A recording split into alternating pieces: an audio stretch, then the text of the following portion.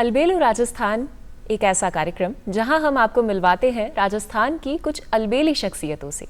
और आज का कार्यक्रम भी समर्पित है एक ऐसी ही अलबेली शख्सियत को। राजस्थान की धरती न केवल इतिहास को समेटे हुए है, बल्कि ये वो धरती है जहां पर प्रतिभाओं की खान है। और आज हमारे साथ जो शख्सियत जुड़ी हैं वो भी प्रतिभाओं की खान है। नमस्कार, स्वागत है आप सभी का अलबेलो राजस्थान में। मैं हूं आपके साथ अनीशा सिंह और मेरे साथ हैं और मैं हूं विवेकानंद शर्मा। सभी दर्शकों का बहुत बहुत स्वागत है। और निश्चित रूप से हम कह सकते हैं कि आज हमारे स्टूडियो में जो अतिथि आए हैं उनका परिचय कराने से पहले मुझे संस्कृत का एक श्लोक याद आ रहा है कि साहित्य संगीत कला विहीन साक्षात पशु पुच्छ विषाणहीन तृणम न खादन नपि जीवमान स्तदा भागधेयम परम पशु नाम। जी हाँ, ये जो श्लोक है ये हमारे को बताता है कि जीवन कैसा होना चाहिए, और जीवन कैसा होना चाहिए ये सीखा जा सकता है महाजनों येन गतः सह पंथा। जिस रास्ते पर बड़े लोग चलते हैं उस रास्ते का अनुकरण करना चाहिए। तो केवल जीवन में काम ही नहीं रहे, उस काम के साथ में जीवन का आनंद क्या हो सकता है, क्या क्या रस हो सकते हैं, क्या क्या अलग अलग विधाएं हो सकती हैं। ऐसे ही बहुमुखी प्रतिभा के धनी और ऐसे विशेष व्यक्तित्व आज हमारे स्टूडियो में है। हम स्वागत करते हैं श्रीमान मनोज कुमार शर्मा जी का। मनोज जी, बहुत बहुत स्वागत है आपका। नमस्कार। श्रीमान मनोज कुमार शर्मा जी सेवानिवृत्त भारतीय प्रशासनिक सेवा के अधिकारी हैं, रिटायर्ड IAS हैं, और साथ ही साथ आप बड़े लब्ध प्रतिष्ठित लेखक हैं, साहित्यकार हैं। अनेक कहानियां आपकी प्रकाशित हो चुकी हैं, अनेक कविताओं की पुस्तकें आपकी प्रकाशित हो चुकी हैं। और केवल लेखन वाले ही साहित्यकार और कवि नहीं हैं, मंचों पर भी आपकी बहुत सी प्रस्तुतियां रही हैं। साथ ही साथ करौली और टोंक जैसे कई जिलों में आप कलेक्टर रहे हैं, अनेक अनुभव आपके रहे हैं। साथ ही साथ माँ हिंदी के मान को बढ़ाने के लिए अनेक देशों की आपने यात्राएं भी की हैं, विश्व हिंदी सम्मेलन में भी आपने भाग लिया। बहुत एक विस्तृत परिचय आपका है। तो सबसे पहले मनोज जी आपसे जानना ये चाहेंगे, बचपन की बात सबसे पहले करेंगे। कैसा बीता बचपन, कहाँ जन्म हुआ, कैसे शिक्षा दीक्षा हुई प्रारंभिक आपकी? सबसे पहले तो सभी दर्शकों को मेरा नमस्कार, और ख़ासतौर से विवेकानंद जी और मिस सिंह का बहुत आभार है। बचपन का जहाँ तक ताल्लुक है, लोग कहते हैं कि संघर्ष इतना किया हमने और इतने संघर्ष के बाद मुझे तो एक दिन भी संघर्ष नहीं करना पड़ा, क्योंकि मैं ये जानता हूँ कि माता पिता या आपके रिश्तेदार जो आपके लिए करते हैं वो उनके जो बस में होता है उससे दुगना करते हैं जी। इसलिए संघर्ष तो होता ही नहीं। संघर्ष तो उनका रहा होगा, मेरा तो आज तक का कोई संघर्ष रहा नहीं। तो बचपन में गांव में मैं रहा, जैसे परंपरा अनुसार ननिहाल के अंदर ही हम लोग रहते थे और वहाँ से सीधे जयपुर आ गए। तो ननिहाल में वहाँ पे सबसे बड़ी बात है हिंदी नहीं आती थी। अच्छा। तो जिस व्यक्ति को साहित्य अकादमी का पुरस्कार मिला उसे हिंदी नहीं आती थी। तो वहाँ चूँकि मेवाड़ी में ही पढ़ाई होती थी हमारी, और मिट्टी में बैठते थे नीम के पेड़ के नीचे और गाँव में। तो उसके बाद में एकदम से यहाँ आए तो एक सांस्कृतिक जिसको ना विचलन जिसको बोलते हैं वो हुआ एक तरह से। तो यहाँ आकर के जब देखा जयपुर में कि मैं 11 वर्ष की अवस्था के अंदर जब आया तो यहाँ देखा कि बच्चे तो हिंदी बोलते हैं, और हमारी पिटाई हो जाती थी जबरदस्त, क्योंकि बच्चे ही पीट देते थे क्योंकि हिंदी आती नहीं थी। मैं तो मुंह क्यों बोलता था, मतलब मैंने कहा तो मुझे आता ही नहीं था। तो फिर ये सोचा कि हिंदी को तो प्रेमिका बनाते हैं, प्रेमिका के लिए तो सब कुछ करता है जी। तो उस 11 वर्ष की अवस्था में थोड़ा सा ऐसा आया था कि हिंदी को के प्रति प्यार उत्पन्न करो। अब हिंदी तो आती नहीं थी, बात अंग्रेजी की, और तो अंग्रेजी को फिर वो सवारी कर ली, उसको घोड़ी बना लिया। तो उसको जो है तो दोनों भाषाओं के ऊपर फिर प्रयत्न किया किस तरह से अधिकार किया जाए, ये बात हुई। फिर क्या हुआ कि एक अवसर ऐसा आया जहाँ पे हम छोटी चौपड़ किराए के मकान में रहते थे।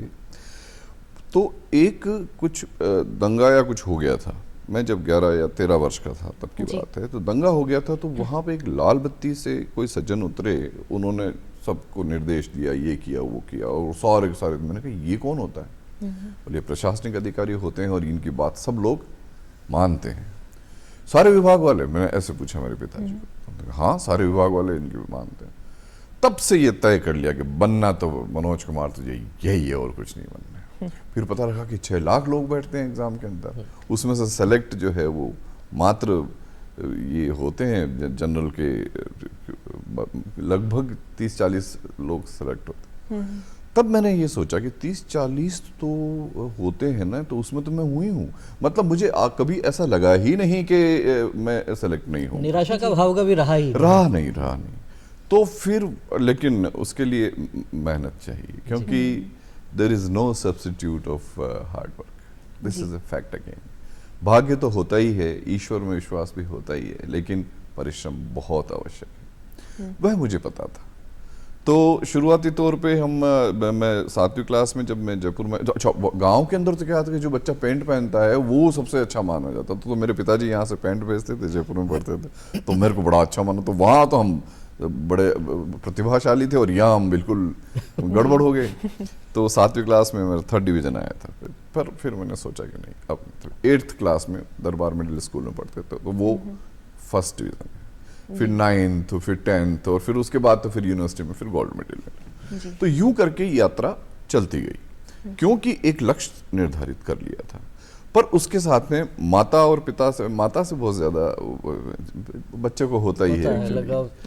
जैसे मैंने ये एक और अनुभव की बात बता रहा हूँ कि बेटी को जो है वो पिता के साथ बहुत ज्यादा लगाव होता है और पुत्र का माँ के साथ लगाव होता है, ये ईश्वर की रचना है।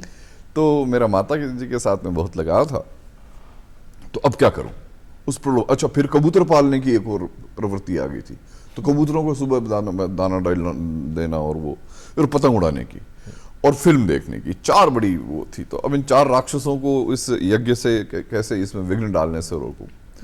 तो विश्वामित्र जब यज्ञ करते थे तो श्री राम को ये कहा गया कि भाई इनको राक्षसों को रोको, तो अब इन राक्षसों से कैसे छुट्टी पाई जाए। तो मैंने तहखाने में किराए का मकान मेरे अपने मकान से थोड़ी दूर जाके ले लिया। अच्छा, क्योंकि तहखाने में पतंगे नहीं दिखती थी, कबूतर उड़ा दिए।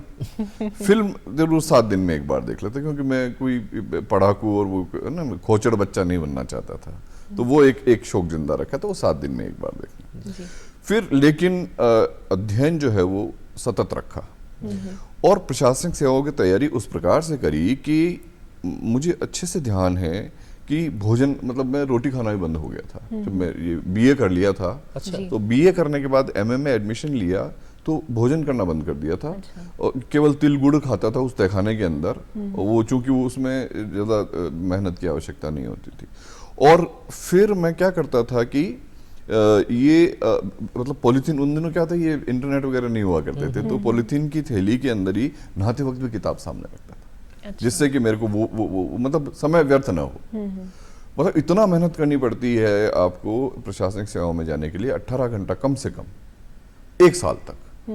तो वो करने के बाद में जब मैं पहली बार एग्जाम देने के लिए गया तो वहाँ दाढ़ी बड़े बड़े लड़के, सूजी आंखों वाली लड़कियाँ, मेरा सेंटर था कहीं जयपुर में ही था कहीं, तो वहाँ मैंने देखा, मैंने कहा हे ईश्वर। वहाँ देखो अब आत्मविश्वास किस तरह से हमारा पनपता है, और मैं सभी से अनुरोध करूंगा और आने वाली जो पीढ़ी है उससे तो अनुरोध करूंगा कि अपने आत्मविश्वास को 7वें आसमान पे रखो।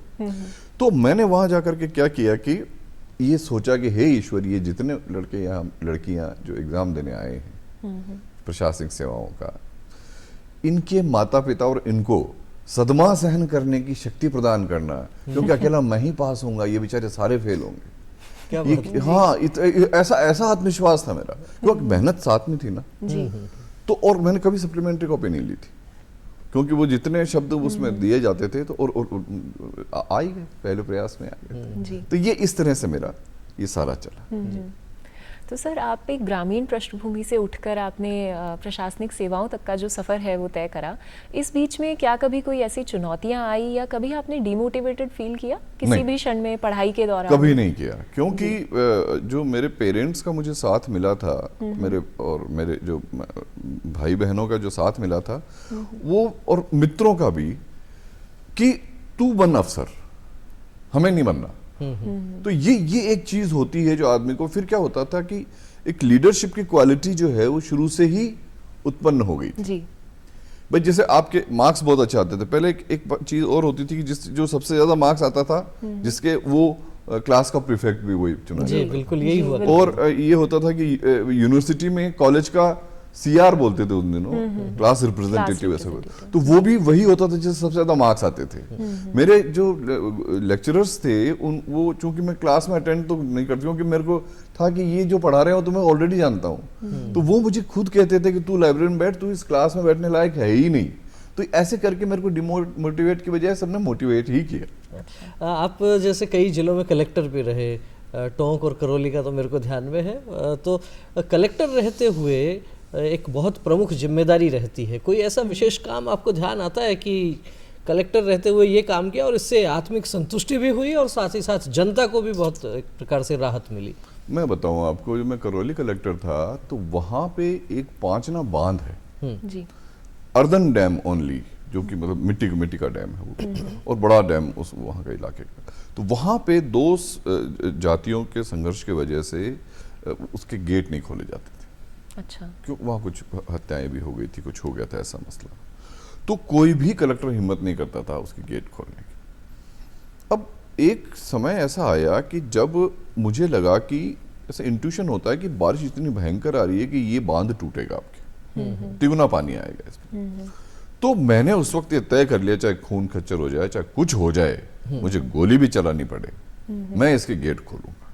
किसी ने हिम्मत नहीं करी थी। अच्छा। क्योंकि करौली डूबने की स्थिति में था, क्योंकि इतना पानी आ रहा था। तो बरसती बरसात में मैं और SP दोनों वहां बांध पे गए, और वो इंजीनियर जो वहां के थे वो घबरा गए बुरी तरह से। मैंने कहा मुझे वह बटन बताओ जिससे कि गेट खोलो, या गेट खोलो। तो वो इंजीनियर गेट नहीं खोल, वो बेहोश हो गए, पर उन्होंने इंगित कर दिया था कि इस बटन से गेट खुल। अच्छा। तो वह बटन मैंने दबा दिया, ये सोचते हो, क्योंकि निर्णय लेना आपका सबसे बड़ा होता है। उसके बाद आपको बताऊं कि उसके बाद तिगुना पानी आया उस बांध में, 100% टूटा। एक भी समुदाय ने या एक भी जाति ने न तो मेरा विरोध किया न कुछ किया, बल्कि मुझे प्यार दिया। तो ये सबसे बड़ी बात होती है कि आप अगर ऐसा निर्णय लेते हो जो सबके हक में होता है, तो आपको प्यार ही मिलता है, आपको कभी भी प्रताड़ना नहीं झेलनी पड़ती है। कलेक्टर होते हुए एक तो वो निर्णय ले। फिर क्या हुआ, एक और मजेदार बात हुई, लड़कियों को छेड़ते थे लड़के, होता है, शोहदे होते हैं कुछ बनते। तो हमने क्या किया कि मैंने कहा इनकी बच्चियों की समस्याओं का समाधान कैसे किया जाए। तो हम दोनों पति पत्नी आपस में विचार कर रहे थे, तो क्या रखें अभियान का नाम।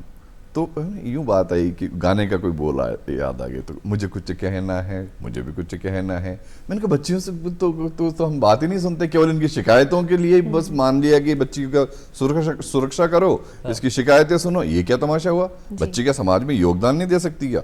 तो मैंने क्या किया, मुझे कुछ कहना है नाम से एक अभियान चलाया, और हर स्कूल के अंदर एक डिब्बा लगा दिया, मुझे कुछ कहना है उसके ऊपर, और साथ में लिख दिया कि आप कविता, कहानी, समस्या कुछ भी कर दो, कुछ भी उसमें लिखिए, लिखो, अपना नाम लिखो, चाहे मत लिखो, हमें कोई जरूरत नहीं। ये कर दिया सब कॉलेजों में। और फिर हर 7 दिन बाद वो डिब्बा खुलेगा, उसमें प्रिंसिपल, SDM और डिप्टी SP उस इलाके का वो मौजूद रहेंगे। अच्छा। जिससे कि उस समस्या का समाधान हो सके। अब क्या हुआ साहब कि एक स्कूल के अंदर क्या वो वाटर कूलर वो काम नहीं कर रहा था। तो उस बच्ची ने ये लिखा कहीं पे कि मेरा वाटर कूलर काम नहीं कर रहा। मेरे उस पे आ गया पोर्टल के ऊपर, मैंने उसमें देखते ही मैंने उस स्कूल के अंदर तुरंत उसको प्रिंसिपल को आदेश दिया कि अब हो वरना गड़बड़ हो जाएगी। वो आधा घंटे के अंदर वाटर कूलर हो गया। अब सोचो उस बच्ची का कितना एम्पावरमेंट हुआ होगा, जो कोने में कहीं से देख रही होगी कि अरे मेरा तो वाटर कूलर एकदम ओके हो गया। सो दिस इज हाउ, मतलब ये मुझे कुछ कहना है के कारण फिर कुछ दिनों बाद तो ये हो गया कि लड़कियां तो मेरे सीधे झुंड बना करके मेरे ऑफिस आने लगी, बोला हमारा अखबार में नाम दो। मैंने कहा तुम्हारे को तो ये कहा था कि अपना नाम गुप्त, नहीं अब तो हम अपना नाम देना चाहते हैं साहब। तो ये एम्पावरमेंट, आत्मविश्वास बढ़ गया है, आत्मविश्वास बढ़ गया। फिर सादा वर्दी के अंदर वो लड़के लगा दिए, वहां पर सादा वर्दी पे पुलिस तैनात कर दी जहां से छेड़ती थी, क्योंकि लड़कियों ने लिखा कि ये फलाने लड़के जो है उसमें नाम नहीं दिया। मैंने कहा कोई नहीं, वहां लगा दिए और फिर उनको गिरफ्तार कर लिया उनको सबको। तो ऐसे करके और फिर ग्रुप्स तैयार हो गए। तो लड़कियों ग्रुप का नाम रखा एनर्जेटिक और लड़कियों ग्रुप का नाम रखा स्मार्ट। तो फिर पुरानी पहाड़ी को हरी करनी है, वो बस सुबह आ जाते लड़के और लड़कियां, कॉलेज के लड़के लड़कियां सुबह मेरे घर आते, बोले सर आज का काम क्या है। This is how you can connect with the people. फिर ऐसा सोचा कि वृद्ध व्यक्तियों के लिए क्या कीजिए। वृद्धों को नेग्लेक्ट करते हैं हम लोग, मतलब ठीक है अनुपयोगिता हो जाए ना, जैसे अपन रोटी खाते हैं तो 4 रोटियां तो अपन ने खा ली, 5वीं रोटी हमारे लिए उपयोगी नहीं, उस रोटी में कोई अवगुण नहीं आया है, लेकिन हमारे लिए उसकी उपयोगिता समाप्त हो गई। तो 70 के बाद बुजुर्गों की उपयोगिता हमारे लिए समाप्त हो जाती है, तो हम उनको हिकारत की नजर से देखते हैं, मतलब अधिकतर लोग देखते हैं, सब तो नहीं देखते हैं। तो मैंने सोचा कि इनको क्या किया, उनके लिए मौज बहार नाम का कार्यक्रम किया, फैंसी ड्रेस, और ये कहा कि पोतों को साथ में लेके आएंगे, पोते पोतियों को। क्या बात, ठीक है, मौज बहार नाम का कार्यक्रम। तो फिर उसके अंदर उनको केवल, और ये जो उनके लड़के हैं उनको सिर्फ छोड़ने आएंगे, अब उनको सारे वृद्धों को और वृद्धाओं को जो वहां पे मौज बहार नाम से एक प्रोग्राम, तो वो किया, उनमें फैंसी ड्रेस, तो कोई क्या बन रहा है, कोई क्या बन रहा है, आहा क्या आनंद आया। और उनके लिए इनाम जो फर्स्ट सेकंड थर्ड, तो पहले के लिए सूखे मेवे, दूसरे के लिए रजाई, तीसरे के लिए गुड़ की भेली, तो जैसे उनके काम में आएगी चीजें, तो बड़ा आनंद आया, क्या आशीर्वाद मिला लोगों से। तो ये मौज बहार नाम का कार्यक्रम देखा। निश्चित रूप से समझा जा सकता है कि आप जब सोचने लगते हैं सर्वजन हिताय के लिए तो रास्ता भी सुगम होने लगता है। चाहे जिस तरीके से मनोज जी ने विषय रखा कि बांध के गेट खोलने थे, लेकिन वहाँ स्थानीय परिस्थितियाँ किस प्रकार की थी, उन परिस्थितियों से डिगे नहीं, क्योंकि मन में भाव था सर्वजन हिताय। केवल कुछ लोगों का तुष्टीकरण करने के लिए हम बहुत से लोगों की अनदेखी नहीं कर सकते, और लोगों की सुरक्षा ये एक बड़ा विषय है। अनीशा जी, जिस तरीके से प्रयोग किए इन्होंने, निश्चित रूप से हम समझ सकते हैं कि बड़े बुजुर्गों के लिए भी और बच्चियों में, बालिकाओं में आत्मविश्वास किस प्रकार से बढ़े, बड़ा अद्भुत एक प्रकार से हम कह सकते हैं प्रेरणादायक कार्यकाल रहा। बिल्कुल, और ये सभी विवेकानंद जी, ये सारे जो आपने अपने जीवन में मनोज जी किया, अपनी सेवा में जो आपने कार्य किए, ये सब कुछ उस ओर हमें लेकर जाते हैं जहां हम एक कुशल प्रबंधक की बात करते हैं। आपने रूरल डेवलपमेंट मैनेजमेंट में भी प्रशिक्षण लिया है, उसमें आपने अपनी एक्सपर्टीज हासिल करी है, तो उस ओर आपकी रुचि कैसे बढ़ी? वो चूंकि मेरी पृष्ठभूमि ही ग्रामीण रही है जी, तो मैं जब पक्के मकान, आज भी पक्के मकान देखता हूँ तो मुझे कंक्रीट का जंगल ही दिखता है। मुझे अभी भी गोबर से लिपे हुए, मैं आपको एक बात बताऊं कि बचपन में जब हम लोग गाय, हमारे वहाँ ननिहाल में गाय भैंसे थी, तो हम उनको सुबह चराने के लिए, वो एक ढार एक जगह होती है, तो उसमें वो चराने के लिए पहाड़ों में उनको ले जाता, और गायें फिर शाम को अपने पास अपने। तो उस वक्त क्या होता था कि रसोई का चौका लीपने के लिए गाय के पीछे मुझे खड़ा रहना पड़ता था। अच्छा। वहीं पे, क्योंकि अगर नीचे गोबर गिर जाए तो रसोई का चौका उससे नहीं, बाकी तो ठीक है, बाकी पूरे घर का लीप सकते हैं, वहां का नहीं लीप सकते। तो अब सबसे बढ़िया स्पोर्ट, मेरे बेटा जो अभी ऑस्ट्रेलिया में, उसने मेरे को कहा कि आपका सबसे अच्छा स्पोर्ट कौन सा था? मैंने कहा कि देख, एक तो भूसा, एक गोबर और एक पीली मिट्टी, उसको पानी के अंदर करके और उसको गूंदना और उसके अंदर गिरना, वो सबसे अच्छा स्पोर्ट हुआ करता था।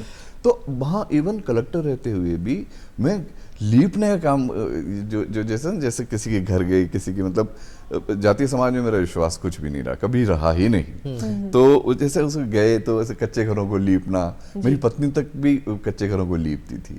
तो वो ग्रामीण पृष्ठभूमि के कारण ये सारा काम हुआ। और चूंकि मसला भी ऐसा ही मिला, गांव के साथ में मिला, तो इसीलिए वो ग्रामीण विकास की तरफ चलता ही गया। तो क्यों, उससे क्या योजनाएं जो होती है ग्रामीणों के लिए जो बनाती है सरकार, उसके एग्जीक्यूशन में आपको आसानी हो जाए, तो इसीलिए वो पृष्ठभूमि का। निश्चित रूप से पृष्ठभूमि का भी बहुत असर होता है। और जिस तरीके से मनोज जी ने कहा कि जाति पाति में विश्वास नहीं रहा, तो भारतीय सनातन परंपरा में तो कहा जाता है कि जाति पाति पूछे नहीं कोई, हरि को भजे सो हरि का होई। यही मूल भाव है, यही भारत का विचार है। और इस भारत के विचार को जब आप जीते हैं, ये केवल यूं ही नहीं कहा जाता कि 80% भारत गाँवों में बसता है। गाँव में जिस तरीके से मनोज जी ने विषय बताया कच्चे घरों को लीपने का, मुझे भी बचपन की बातें एकदम दृष्टिपटल पर सामने आ गई हैं। वो पीली मिट्टी के साथ में, गोबर के साथ में जो कच्चा आंगन लीपने का, निश्चित रूप से आप देख सकते हैं पॉजिटिव वाइब्रेशंस की जो बात होती है वो आपको बहुत महसूस होगी। गाँव के लोगों में निश्चलता और जो निश्चल प्रेम होता है, वो कहीं ना कहीं वहाँ का जो वातावरण है उसका भी एक बड़ा योगदान होता है। मनोज जी, प्रशासनिक अधिकारी के रूप में आपने काफ़ी सेवाएं दी, अलग अलग प्रकार के अनुभव भी आए, और निश्चित रूप से ये भी समझा जा सकता है कि बहुत अधिक व्यस्तता भी रहती है। लेकिन इतने व्यस्ततम समय में से भी साहित्य के लिए समय किस प्रकार से आप निकाल पाते थे? विवेकानंद जी, मैं आपको बताऊं, मेरे को तीनों मुख्यमंत्री यानी कि जो राजस्थान के मेरे कार्यकाल में 3 मुख्यमंत्री रहे जी तीनों ने यही बात पूछी जो मुझे स्टेट अवार्ड मिलता था। जी हाँ, 3 बार स्टेट अवार्ड भी मिला। हाँ, तो तीनों मुख्यमंत्रियों ने ये बात पूछी कि तू इतना समय कैसे तेरे को मिल जाता है। तो और तीनों को एक ही जवाब दिया। मैंने कहा मेरे पास तो 24 की बजाय 48 घंटे मिलते हैं मेरे को, तो मेरे को पता ही नहीं लगता है कि अब कहाँ काटूं समय, क्योंकि फिर भी इतना समय बच जाता है मेरे पास में। तो this is because of the time management. आप टाइम को मैनेज कैसे करते हैं, क्योंकि मेरे पास इतने सब कामों के बाद भी समय बच जाता था। चाहे योजना बनाना हो, चाहे रात्रि चौपालों पे जाना हो, चाहे कुछ हो, अगर आप टाइम मैनेजमेंट करते हो तो आपके पास समय अवश्य बचेगा सारी चीज़ों के लिए। तो साहित्य के लिए इवन आप क्या सोचो, मैं क्या सोचता था कि सारे वो आनंद करूं जिससे दूसरों को नुकसान ना पहुंचे। तो मैंने बंजी जंपिंग से लेकर के और पैराग्लाइडिंग से लेकर के सारे जितने भी एडवेंचर स्पोर्ट होते हों, चाहे कुछ भी, या फिर मेरी पेंटिंग की एग्जीबिशन हो, चाहे एक मेरा एल्बम आया जिसको उपराष्ट्रपति जी ने विमोचन किया था, जिसमें मैंने गाने गाए हैं। अच्छा। और जिसमें म्यूजिक दिया है, भैरव सिंह जी शेखावत उपराष्ट्रपति जी थे उस वक्त। तो उन्होंने पहला अपने राजकीय निवास पे पहला कार्यक्रम मेरे एल्बम का उसका विमोचन का किया था उन्होंने। तो बहुत सारी विधाओं के अंदर मेरे को इतना आनंद आता है कि ये छूट जाती है। तो अब अभी तक अब कोई छुट्टी नहीं है। अब सारी विधाओं पे कर लिया मैंने को जो करना था। बस वो एक वो तो वाद्य यंत्रों पे नहीं कर पाया, बाकी अधिकतर पे सब सारे कर लिए मैं। तो मेरे को कोई मलाल ही नहीं है कि ये काम नहीं हुआ। जी, यानी कि जब हमारी रुचि होती है किसी भी क्षेत्र में तो हम व्यस्ततम अपने शेड्यूल में से भी थोड़ा सा वक्त अपनी हॉबीज़ के लिए, जिस चीज़ में हम रुचि रखते हैं उसके लिए हम निकाल सकते हैं। सर, आपने बताया कि आपकी जो रुचि है वो हमेशा से ही साहित्य की ओर रही, तो आपकी सबसे पहली रचना कौन सी थी और उसे लिखने की आपको एक तरह से प्रेरणा कहाँ से मिली? क्या हुआ कि मुझे मुख्यमंत्री जी ने बुलाया था, ये बात है 2003 की जी। तो मेरी विदेश यात्राएं बहुत हो चुकी थी, सरकारी जी। पर्यटन और कई विभागों में मेरी नियुक्ति हुई थी। तो विजयदान जी देथा को सरकार भेज रही थी जी। एक दल को भेज रही थी जिसमें विजयदान देथा जो बड़े साहित्यकार रहे हैं। तो मेरे को सीएम साहब ने बुलाया और कहा कि इनको दिल्ली, चूंकि साहित्यकार हैं तो नेचुरली इनके लिए तुम सहायक के रूप में काम करोगे और बड़े साहित्यकार हैं, और दिल्ली में इनके वीज़ा वगैरह, पासपोर्ट वगैरह सारी व्यवस्थाएं करो और सूरीनाम के जहाज तक इनको छोड़ के आओ, क्योंकि वहाँ विश्व हिंदी सम्मेलन। मैं इनके साथ में 7 दिन करीब रहा साहित्यकारों के साथ में। तो मैंने कहा कि अगला विश्व हिंदी सम्मेलन कहाँ है? बोले अमेरिका में है, न्यूयॉर्क में, वो भी यूनाइटेड नेशंस में। जी। तब फिर मैंने कहा कि ये कैसे होता है, ये जाते कैसे हैं इसके अंदर? बोलो बड़े साहित्यकार होने चाहिए और साहित्य अकादमी पुरस्कार मिलना चाहिए। तो मैं कहा ठीक है।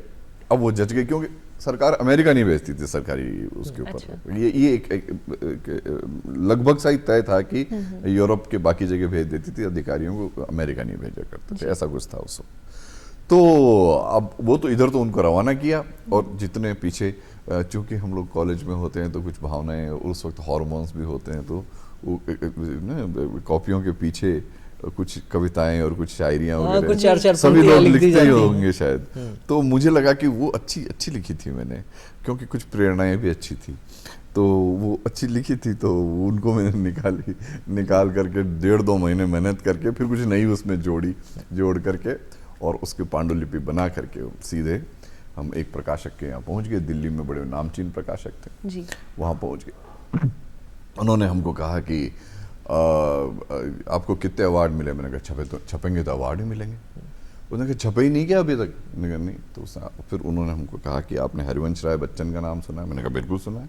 बोले आपने अमृता प्रीतम का नाम सुना है? बिल्कुल सुना है। फिर आपने वो बड़े बड़े कवियों के उन्होंने नाम लिए, विष्णु प्रभाकर का नाम लिया सब। मैंने कहा सबके बारे में सुना है? बोले ऐसा है, हम उनको छापते हैं, अब आप जाइए देखो। मैंने कहा ये तो मामला गड़बड़ हो गया, अब क्या करें? तो मैंने तो वो पांडुलिपि उठा करके उन प्रकाशक महोदय के वहाँ दी। मैंने कहा भाई अब सर्दियाँ आ रही है, इसमें तब गाल लेना, मेरा कोई वृत्ति नहीं है साहित्य की, मैं तो ये किसी के चाड़े लगे चाड़े बोलते हैं राजस्थान में, मैंने कहा चाड़े लग करके आ गया मैं तो यहाँ पे, बाकी तो मैं तो आने वाला हूँ नहीं। आ गया यहाँ पे। तो 15वें दिन मेरे पास उस प्रकाशक के यहाँ से फ़ोन आया कि आपकी जो कविताओं की पुस्तक छापने के लिए संपादक मंडल गर्वित अनुभव करता है अपने आप को। अच्छा।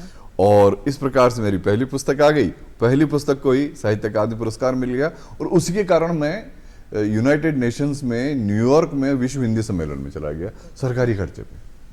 बड़ी जोरदार वास्तव में ये यात्रा कही जा सकती है कि प्रशासनिक सेवा में रहते हुए और साहित्य की जो यात्रा है। तो जो ये पहला पुरस्कार राजस्थान साहित्य अकादमी का सुधींद्र पुरस्कार जो मिला, आपको उसी पुस्तक के लिए मिला? हाँ, उसी पुस्तक के लिए। किस प्रकार की रचनाएं थी, कुछ ध्यान में आ रहा है?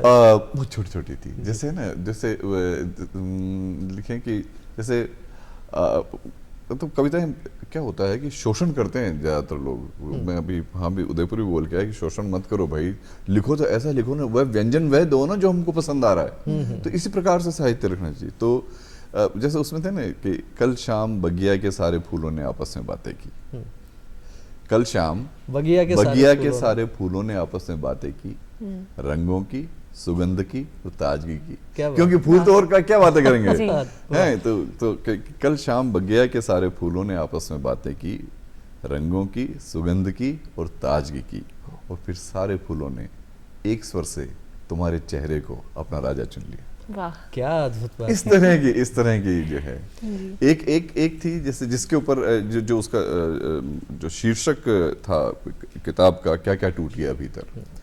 अब आप सोच सकते हो, मतलब मुझे जो आनंद कॉमेडी में आता है वो किसी चीज में नहीं आता, पर ऐसी रचनाएं भी लिखी जा सकती है। मैं खुद भी कई बार ताज्जुब करता हूँ कि मैंने ये लिखा होगा। एक था उसमें क्या क्या टूट गया भीतर जी। मुझे कविता है इस तरह, मुझे अक्सर ईर्ष्या होती है अपने ड्राइवर से कि हर लंबी यात्रा के बाद वो चेक करता है बोनट में न जाने क्या क्या। हर लंबी यात्रा के बाद वो चेक करता है बोनट में न जाने क्या क्या, होस pipe, diesel pipe, filter, radiator. और मैं किसी भी यात्रा के बाद नहीं खोल पाता अपना बोनट, और मैं किसी भी यात्रा के बाद नहीं खोल पाता अपना बोनट। भय होता है, हिम्मत नहीं होती है कि न जाने क्या क्या टूट गया होगा। क्या बात, न जाने क्या क्या टूट गया होगा भीतर, और न मालूम ईंधन भी कितना शेष बचा है। तो ये इस प्रकार की कविताएं इसके अंदर। जी सर, ये आपने अभी जिक्र किया क्या क्या टूट गया भीतर, इस अपनी जो कविता संग्रह का आपने जिक्र किया, क्या ये आपके व्यक्तिगत अनुभवों से प्रेरित था या? हाँ। जी, क्योंकि देखिए, जो व्यक्ति मतलब ये सही कहा है किसी ने, जो जितना अधिक मुस्कुराता है शायद उसके मन में दर्द भी उससे अधिक होता है। जी, वो किसी बड़े शायर ने लिखा भी है ना, हर किसी को यहाँ मुकम्मल जहाँ नहीं मिलता, किसी को जमी तो किसी को आसमां नहीं मिलता, लेकिन जीवन जो है वो सामंजस्य का नाम है, और इसको आनंद के साथ कैसे जिया जा सकता है। व्यक्ति जो कुछ भावनाएं, जो संवेदनाएं महसूस करता है, वे ही जब कागज पर उतरती हैं तो रचनाएं बन जाती हैं, और संवेदनाओं के साथ, स्वयं के अनुभव के साथ जो बातें लिखी जाती हैं वे निश्चित रूप से सामने वाले व्यक्ति के भी हृदय तक पहुँचती हैं। आपने अभी चर्चा में बताया कि विश्व हिंदी सम्मेलन के लिए भी अलग अलग देशों में आपका जाना हुआ। एक दौर में कुछ टूटी फूटे कुछ शब्दों का संयोजन करने का मैंने प्रयास किया था कि हिंदी तो बिंदी है जी हाँ भारत माँ के भाल की, और लालिमा लगती है ये रूप राशि के गाल की, ये माता का आभूषण है, भारत का गलहार है, विश्व पटल पर भाषाओं में इसका भी सत्कार है। तो जब आपने विश्व पटल पर और इतने बड़े मंच पर देखा कि हिंदी सम्मेलन का, जो हम लोग सामान्यतः समाचार पत्रों में, मीडिया रिपोर्ट्स में पढ़ते हैं, वास्तव में वहाँ होता क्या है, ये भी दर्शकों तक एक बार जानकारी पहुंचे, क्योंकि सम्मेलन तो होते हैं, अंदर क्या कुछ रहता है? हाँ, अंदर वो क्या होता है कि विदेश मंत्रालय द्वारा इसका आयोजन किया जाता है, और हर 3 वर्ष में इसका आयोजन होता है, और लगभग 60 से अधिक देशों के प्रतिनिधि उसमें आते हैं। कई बार हम ये मान लेते हैं कि हिंदी भाषा जो है वो इसको कई डाइंग डायलेक्ट्स होती हैं, एक्सटिंक्ट, मतलब जो समाप्त हो रही हैं। ऐसा नहीं है। विश्व में 3रे नंबर पे बोली जाने वाली हिंदी भाषा है। वहाँ जाके हमें पता लगा कि इतने लोग हिंदी बोलते हैं, और मतलब विश्व में लगभग 80 करोड़ से ज़्यादा लोग हिंदी बोलते हैं। लेकिन हम चूंकि कई बार ऐसा होता है ना कि आत्मश्लाघा कह दें या कुछ भी कह दें, हम ये मान लेते हैं कि दूसरी भाषाएं बहुत ज़्यादा अच्छी हैं, ये है वो है। नहीं, हिंदी भी अपने आप में बहुत समृद्ध भाषा है, लेकिन इसके जो है ना इसके शब्दों के वैभव को हमने देखा नहीं। अब पानी जैसे पानी लाना तो अरे पानी इसकी जगह जल लाओ, खाना खा लिया क्या, अरे इसके लिए बोलो भोजन किया क्या, मतलब अरे शब्दों का वैभव लौटाओ, एक अलग माधुर्य ही वो वैभव पर वो वैभव लौटाना भूल रहे हैं हम लोग। तो मैं ये कहता हूं कि अरे शब्दों की शादी में जाओ, उनके विवाह में जाओ, उनके जन्म दिवस पे जाओ, उनकी सगाई में जाओ, शब्दों को अपना मित्र बनाओ। तो वो हम करेंगे तो हम उसके वैभव को वापस लेके आएंगे। तो बेसिकली जो मूलतः है विश्व हिंदी सम्मेलन में शब्दों को वैभव लौटाने का काम होता है। वहाँ सेशंस होते हैं, अलग अलग तरह के प्लेनरी सेशंस होते हैं। फिर उसके बाद में यार किस तरह से हम हिंदी को फिर आधुनिक रूप में हम हिंदी को किस प्रकार से, जैसे कंप्यूटर के माध्यम से हम जोड़ रहे हैं या एप्लीकेशंस किस तरह के बना सकते हैं, भिन्न भिन्न तरह के काम होते हैं। वो जरूरी भी है विश्व हिंदी सम्मेलन। सर घाना की एक लड़की, मैं थोड़ा सा घाना की एक लड़की मुझे हिंदी प्रचार करती हुई वहां मिली। अच्छा। तो मैंने कहा कि आप हिंदी प्रचार की घाना के अध्यक्ष हो और वो हिंदी का प्रचार प्रसार बोलो, वो Hindi is very good language. मैंने कहा पर आप तो अंग्रेजी में बोल रहे, बोले I don't know Hindi but I like Hindi. मतलब आप ये देखिए कि जिसने हिंदी बोलना उसको नहीं आता, वह हिंदी को इतना प्रेम कर रही है कि वो हिंदी का प्रचार प्रसार ही कैसे कर रही है। तो ये भी देखा। बिल्कुल, ये भाषा की खूबसूरती है। हाँ, ये भाषा की जी सर, आपने लगभग 100 से भी अधिक संस्थानों में मोटिवेशनल स्पीचेस दी हैं। तो आपके मुताबिक जो आज का युवा है वो किन चैलेंजेस को फेस करता है? मतलब क्या हुआ, ये बड़ी मजेदार बात आपने करी। हुआ ये कि मुझे एक कॉलेज में, गर्ल्स कॉलेज जी, तो उसकी प्रिंसिपल का फोन आया कि मेरे यहाँ 3000 लड़कियां उस कॉलेज के अंदर, नाम लेना तो ठीक नहीं रहेगा। तो उसकी प्रिंसिपल ने फ़ोन किया कि सब गर्ल्स जो हैं ये फटी हुई जीन्स पहन करके आ जाती हैं, शॉर्ट्स में आ जाती हैं और मोबाइल की रिंग ऑफ नहीं करती है और बड़ी बदतमीजी से बात करने लगी है और पता नहीं कैसे कैसे, और कॉलेज में हम कुछ ड्रेस कोड भी नहीं कर सकते। सर इसका क्या कर सकते हैं? मैं आता हूँ, कोशिश प्रयत्न करने में कोई हर्ज नहीं जी। वहाँ गया, जाने के बाद में छात्र संघ के अध्यक्ष ने मेरे को वहाँ पर स्वागत किया, ठीक है, वो आ गई। अब वहाँ पे मैंने कहा कि आपकी जो प्रिंसिपल है उन्होंने आपकी शिकायत करी जी, और ये कहा है कि आप छोटे छोटे वस्त्र पहन के आते हो यहाँ पे और आप जो है यहाँ पे मोबाइल की रिंग ऑफ नहीं करते हो, ये नहीं करते हो। और ये आपके प्रिंसिपल है या कौन है ये खलनायिका लग रही है मेरे को तो। और मेरे को बुलाया और प्रिंसिपल साहब थोड़ी सी यूं होने लगी कि ये क्या बात कर रहे हैं। मैंने कहा नहीं गर्ल्स, आप लोगों को सब कुछ हक है, क्यों कौन तय करेगा कि तुम क्या पहनोगी क्या नहीं पहनोगी, लेकिन कोआ बनना है एलएस बनना है ये आपका देखने का। यानी कोआ सेंटर ऑफ अट्रैक्शन और एलएस यानी लाफिंग स्टॉक। अब सोचो कि किसी, अगर मान लो पिकनिक पे हम साड़ी पहन के जा रहे हैं, मूर्ख हैं क्या हम? पिकनिक के ऊपर तो फुटे घुटनों की जींस ऐसे पहनेंगे जिसमें घुटने दिखते रहें, शॉर्ट्स पहनेंगे, ये होंगे, शाम को पार्टी होगी तो गाउन पहनेंगे वेलवेट का। और ये फिर मैंने कहा अगर मान लो कोई अच्छी कोई जगह होगी तो उसके अंदर आजकल मैट फिनिश चल रही है, नेल पेंट के अंदर चमकदार बिल्कुल मत पहनना, और लिपस्टिक के अंदर ये शेड्स चल रहे हैं, हरे चल रहे हैं, नीले चल रहे हैं, ये चल रहे हैं, वो सारा। फिर मैंने कहा स्ट्रेटनिंग की 2 तरह की बालों की, तुम्हारे को भी तुम्हारे वो ये जगह है जयपुर के अंदर पूरा मैं अध्ययन करके, मैं स्नीकर्स चल रही हैं, आपकी कैड्स चल रही हैं, और आप मतलब वो जो जूते को प्रकार जो स्त्रियों के हो तो सारे के सारे। लेकिन हमें सेंटर ऑफ अट्रैक्शन बनना है। और पिकनिक पे प्रिंसिपल साहब इनको लेके जाइएगा और वहां पे ये छोरियां पहनेगी, सारी पहनेगी, क्यों नहीं पहनेगी? और मोबाइल का रिंग क्यों ऑफ करेगी साहब? ये क्योंकि मुझे वो है उस रिंगटोन की तलाश है जो मैं चाहता हूं और मुझे मिल नहीं रही है, इसलिए कोई भी मोबाइल का रिंगटोन ऑफ नहीं करना भाई प्लीज। क्योंकि अगर उनमें से एक भी अगर मेरे को समझ में आ गई तो मैं उसको डाउनलोड कर लूंगा। लड़कियां समझती है कैसे नहीं समझती, cut cut cut cut cut सबने अपने बंद कर दिए।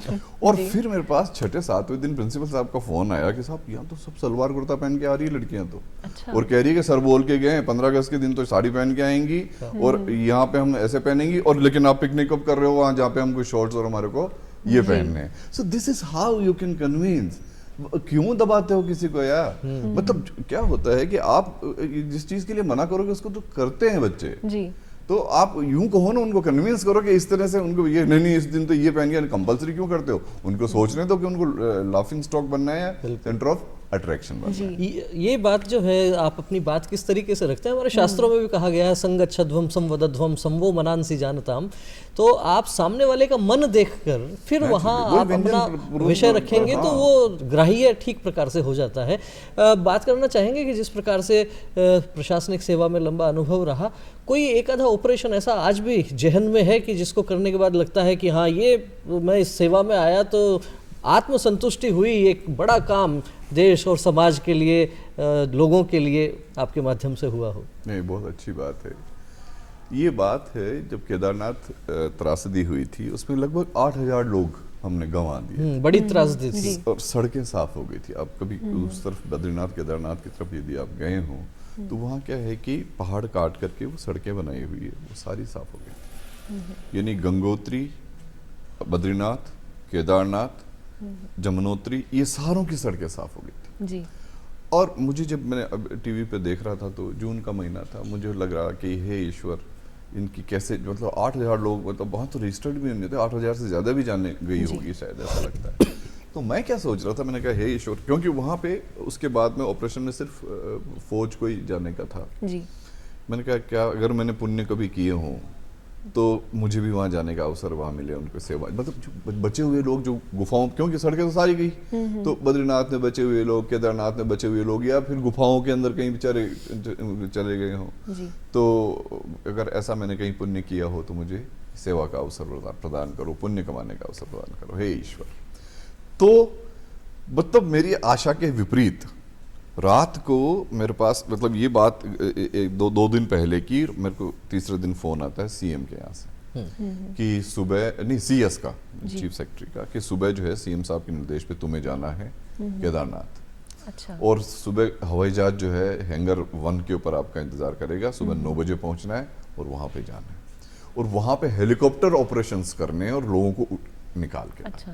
मेरे जीवन के सर्विस का सार तो यही था कि कमाल का काम हुआ। 15 दिन वहां रुका मैं और वहां रोज जाते, हेलीकॉप्टर से किराया ले लिए थे हमने, जाते बिना किसी राज्य के भेद के, जो जिंदा मिलता उसी को हम निकाल लाते थे। और वहां पे एक महामंडलेश्वर थे, वह सिर्फ यही प्रतीक्षा करते थे कि ये कब आए और कब अपने हाथ से इनको भोजन बना के खिलाओ। अच्छा। अच्छा।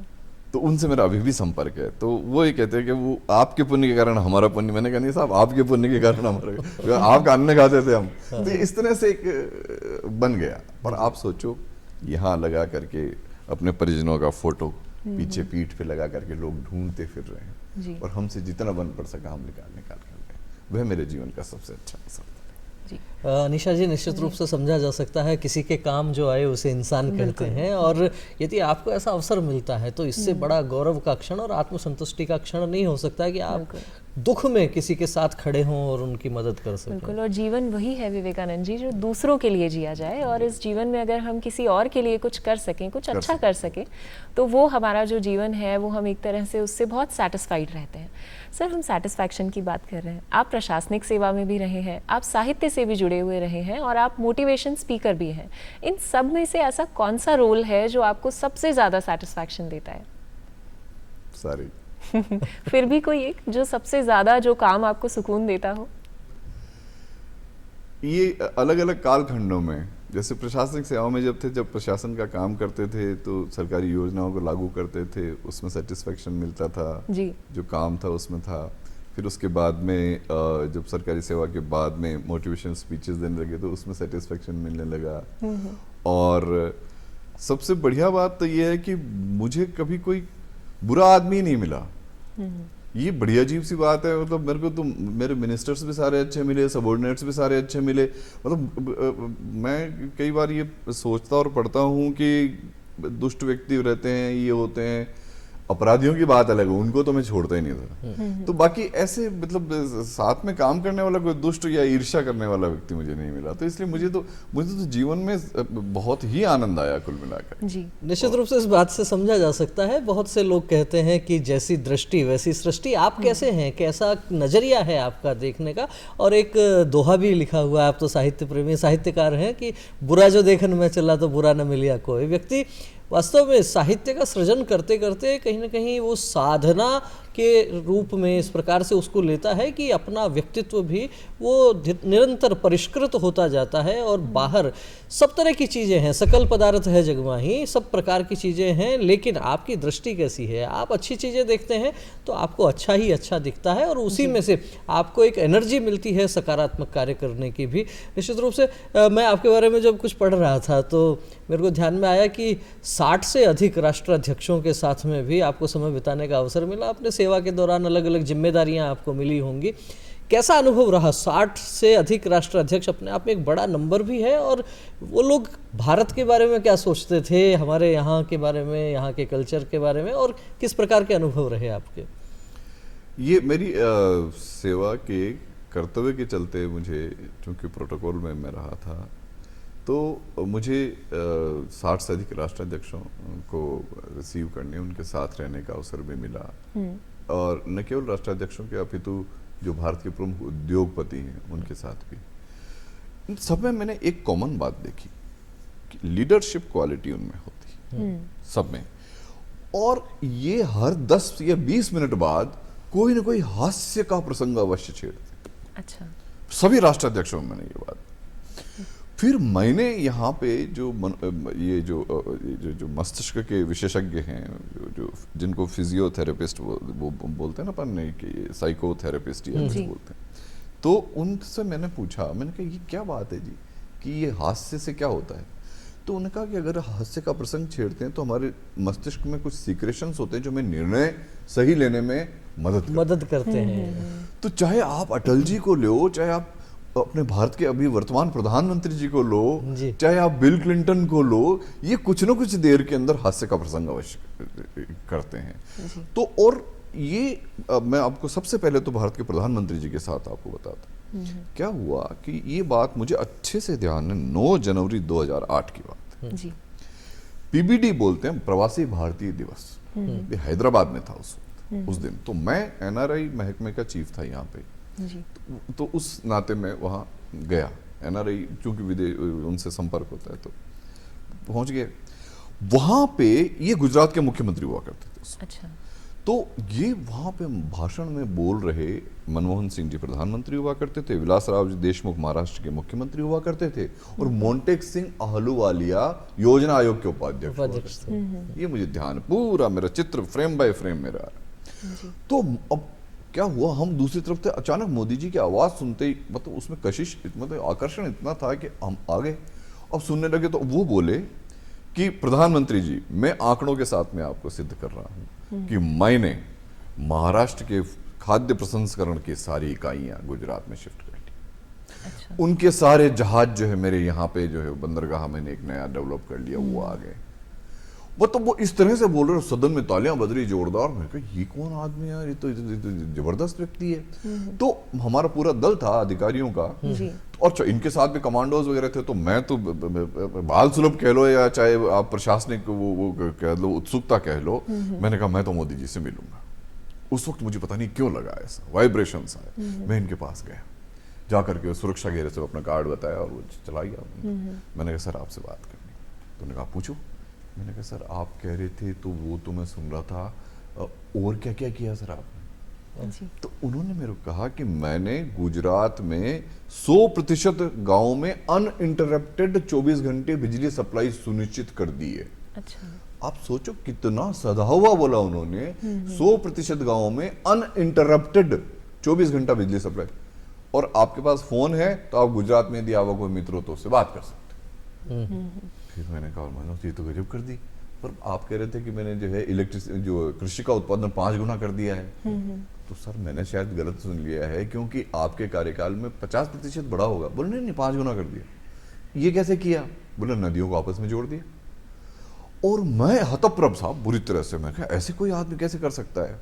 फिर उसके बाद में फिर मेरे को उन्होंने जो बात कही वो सबसे मार्के की थी जी। उस वक्त यहाँ पर अन्य पार्टी की सरकार थी, तो उन्होंने मुझे कहा कि तुम्हारा मुख्यमंत्री जी से कब मिलना होता है? मैंने कहा मैं अक्सर, चूंकि प्रोटोकॉल में ये एनआरआई में था, तो मैंने कहा अक्सर मेरे को मिल जाता हूँ, मैं हर 2-4 दिन में मिलना। तो बोले अपने मुख्यमंत्री जी को बोलना ना कि अपने राज्य में भी ऐसा करें, क्योंकि तो गुजरात की और राजस्थान की जलवायु लगभग एक जैसी है, सूखा यहाँ वहां भी पड़ता है, यहाँ भी पड़ता है, पर अब मेरे यहाँ नहीं पड़ता है। अपने मुख्यमंत्री को बोलना है ना, प्लीज ऐसा ऐसा करें। तब मेरे को लगा, मैंने कहा हे कमाल का आदमी है, पार्टी पॉलिटिक्स से उसको लेना देना ही नहीं है, इस व्यक्ति को तो भारत के विकास से लेना देना है। तो ये चीज तो पता, उसी वक्त मुझे लगा था कि हे ईश्वर, कहीं इनको जो है भारत की बागडोर थमा दे, और वो भगवान ने सुन लिया। आज हम इतनी प्रगति इसलिए कर रहे हैं। जी सर, आप लीडरशिप स्किल्स की बात कर रहे थे, लीडरशिप क्वालिटीज़ की बात कर रहे थे, तो आज इस मंच के ज़रिए अगर आप कुछ लीडरशिप क्वालिटीज़ हमारे दर्शकों को बताना चाहें जो हर व्यक्ति में होनी ही चाहिए अगर वो प्रशासनिक सेवा में जाना चाहते हैं या किसी भी क्षेत्र में अपना करियर बनाना चाहते हैं। तो लीडरशिप क्वालिटी आप में तब आती है जब आप कुछ हटके करते हो। जी, एक बताऊं मैं आपको कि हमारे कॉलेज में एक प्रोफेसर था, ये होता है, शायद आप लोगों ने किया या नहीं किया होगा, चाहे स्कूल हो या कॉलेज हो, हर टीचर की चिढ़ बनाते थे।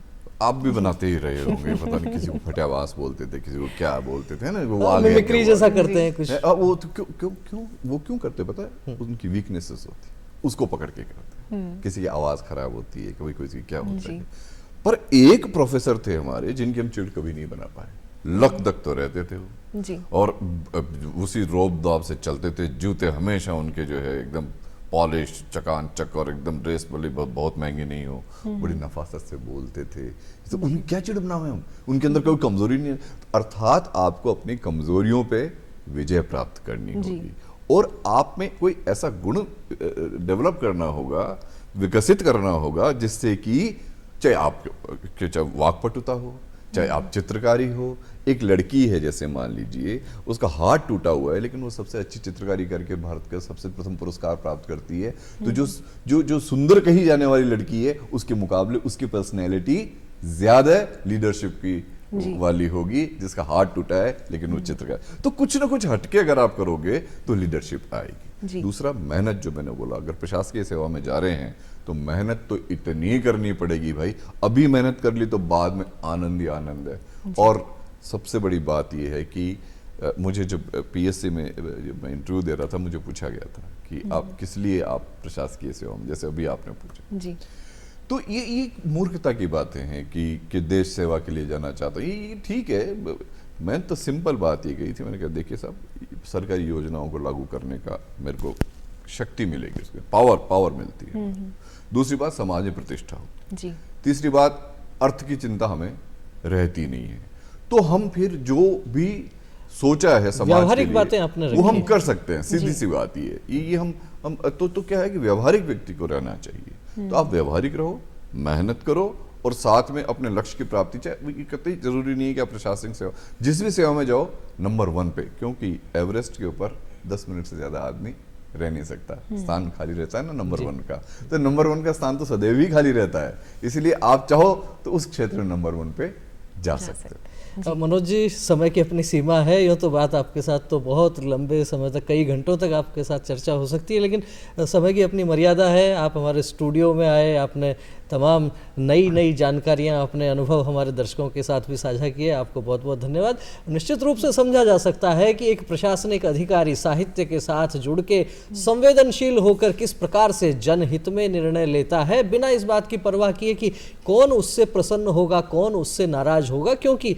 भाव तो सर्वजन हिताय का है। और यही बात साहित्य भी आपको सिखाता है। संवेदनाएं हैं तो मनुष्य है, और संवेदना युक्त मनुष्य है तो निर्णय भी जनहित में ही होते हैं। इसलिए निश्चित रूप से हमारे यहाँ जो कहा जाता है कि व्यक्ति केवल एक ढर्रे पर नहीं चले, जो बहुआयामी व्यक्तित्व की जो बात होती है, आपका कोई न कोई पैशन होना चाहिए, आपका कोई ना कोई शौक होना चाहिए, और जीवन में यदि इस प्रकार का कोई आनंद का आपके पास एक विषय है, तो आज के दौर में जो तनाव और स्ट्रेस जो हम सुनते हैं वो कोसों दूर रहने वाला है। तो आपका जीवन भी इसी प्रकार मंगलमय बना रहे, इन्हीं शुभकामनाओं के साथ देंगे इस कार्यक्रम को विराम। बहुत बहुत धन्यवाद। नमस्कार। नमस्कार।